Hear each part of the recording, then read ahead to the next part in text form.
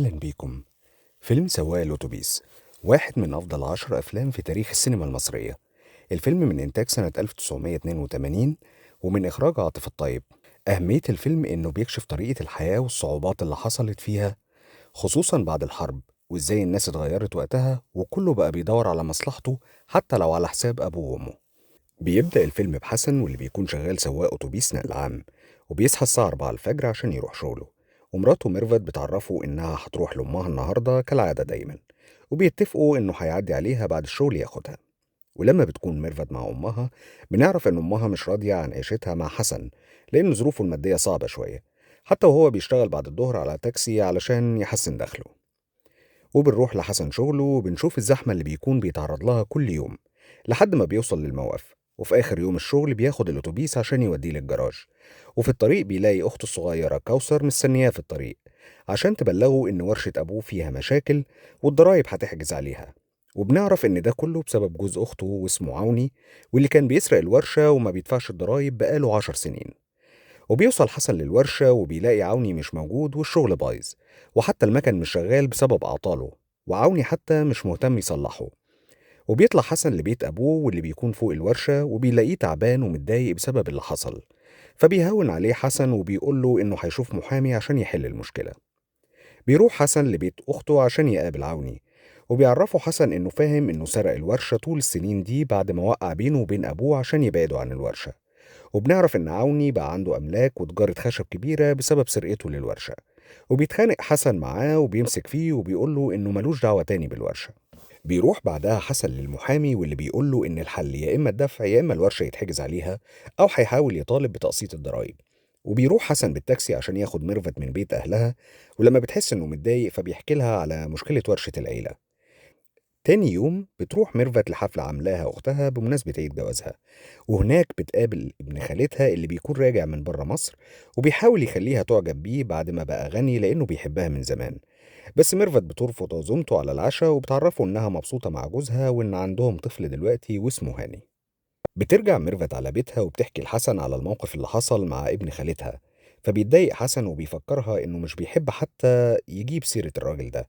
فبتفرح ميرفت إنه لسه بيغير عليها وبيفتكروا مع بعض إزاي كانت قصة حبهم، وإنهم اتجوزوا غصب عن أمها وعن أهلها عشان ما ياخدهاش ابن خالتها ده. تاني يوم بيروح حسن للمحامي واللي بيعرفه إن مصلحة الضرايب وافقت على تقسيط المبلغ، بس نص قيمة الضرايب لازم تدفع خلال شهر وقيمتها 10,000 جنيه، ودول وقتها كانوا مبلغ ضخم جدا برضه. ولما بيوصل حسن لبيت أبوه عشان ياخد مراته وابنه، أبوه بيفهم من عينه إن الموضوع لسه متعقد وما اتحلش. بيروح حسن على بورسعيد عشان يقابل أخته سميحة واللي بيكون جوزها تاجر أجهزة كهربائية كبير في بورسعيد، وبيعرف منها إن الشغل كتير عندهم لدرجة إن ولادها كمان سابوا المدرسة وبينزلوا يشتغلوا مع أبوهم عشان الفلوس بقت كتير. ولما بيوصل جوز أخته بيقعدوا يتغدوا وبيحكي لهم حسن على اللي حصل في ورشة العيلة عشان يحاول يستلف منهم فلوس الضرايب. بس للأسف جوز أخته بيلف ويدور وبيرفض إنه حتى يسلفه الفلوس عشان فلوسه كلها في السوق وما معهوش كاش. ولما بيطلب من أخته سميحة تتوسط له عند جوزها فبتقول له الأحسن يسافر ويسأل فوزية واللي هي أخته الكبيرة اللي عايشة في دمياط. وفعلا بيسافر حسن لدمياط عند أخته وبيقابل جوز أخته اللي بيكون تاجر موبيليا كبير قوي في دمياط. ولما بيقول لهم حسن على مشكلة الورشة، بيعرض جوز أخته إنه يشتري منهم الورشة ويشغل أبوه عنده. فبيتعصب حسن عليه وبيفكروا إن سبب الخير اللي هم فيه من مساعدة أبوه ليه زمان. فبيقول له جوز أخته إن ده اللي عنده وبيسيبه ويمشي. بيرجع حسن تاني على القاهرة، ولما بيرجع البيت بيلاقي مراته قاعدة بتذاكر، فبتعرفه إنها بتدرس إنجليزي عشان أمها جابت لها وظيفة بس مطلوب منها تكون بتعرف إنجليزي. فبيتخانق حسن معاها، بس هي بتعرف تقنعه في الآخر بحجة إنها هتساعده وتحس إنها بتقدم حاجة معاه.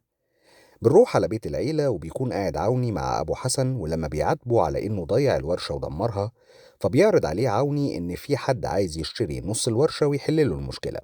فبيرد عليه المعلم وبيقول له هيستنى لما يشوف رأي حسن. وبيعرف المعلم إن حسن لف على إخواته البنات بس كلهم رفضوا يساعدوه. بعدها بتوصل أخت حسن التانية من الكويت وبيكون اسمها وفاء، وبيروح حسن ياخدهم من المطار، وفي الطريق بيرحب بيها وبجوزها رزق. وبنعرف إن رزق كان زميل حسن في الجيش أيام الحرب. ولما بيوصلوا لبيت أبوهم، بنعرف إنهم راجعين أجازة لمصر عشان يحطوا تحويشة عمرهم في شقة في مصر. وبالليل بيتخانق حسن مع مراته عشان بقى حاسس إنها اتغيرت عليه بعد ما اتعلمت إنجليزي وأهملت بيتها، وحتى ابنهم بقت مخلياه طول الوقت عند أمها. ولما بتسأله عن التاكسي وإيراده فبيعرفها إنه هيضطر يبيعه علشان يحل مشكلة الورشة. فبتتخانق ميرفت معاه أكتر وبتقوله إن التاكسي ده هي اللي جابته ومش من حقه يبيعه. تاني يوم بيروح حسن مع جوز أخته رزق عشان يقابلوا زميلهم في الجيش واللي بيكون اشتغل وكيل نيابة، وبيروحوا يسهروا في مكان واللي بيكون شغال فيه زميلهم الرابع صمويل. وبيخرجوا كلهم ويتفقوا يروحوا ياكلوا كوارع في الحسين، وبيقضوا اليوم مع بعض وبيفتكروا أيامهم مع بعض في الحرب لما كانوا في الجيش. تاني يوم بتوصل الضرايب وبتحجز على الورشة، وبيمضي حسن إنه مسؤول لحد ما يتم البيع بالمزاد. ولما بيرجع بيت أبوه بتقول له وفاء ورزق إنهم هيدوله تحويشة سفرهم وبيكون 4000 جنيه كل اللي معاهم. ولما بيروح يطمن على أبوه بيلاقيه تعبان جدا من اللي حصل لورشته. بعدها بيروح رزق ووفاء عشان يرجعوا ميرفت لحسن بعد ما سابت البيت وراحت لبيت أهلها. وبتحاول وفاء إنها تخليها ترجع لحسن وتراعي الظروف الصعبة اللي هو فيها. فبترجع ميرفت للبيت، ولما بيوصل حسن بيصالحها وبيطلب منها إنها تسامحه بسبب إنه مد إيده عليها في آخر خناقة بينهم. فبتطلب منه ميرفت يكتب التاكسي باسمها، فبيقول لها إنه مضطر يبيعه علشان ينقذ الورشة. فبتقول له ميرفت إن لو التاكسي ده اتباع يبقى معناه الطلاق هو اللي بينهم.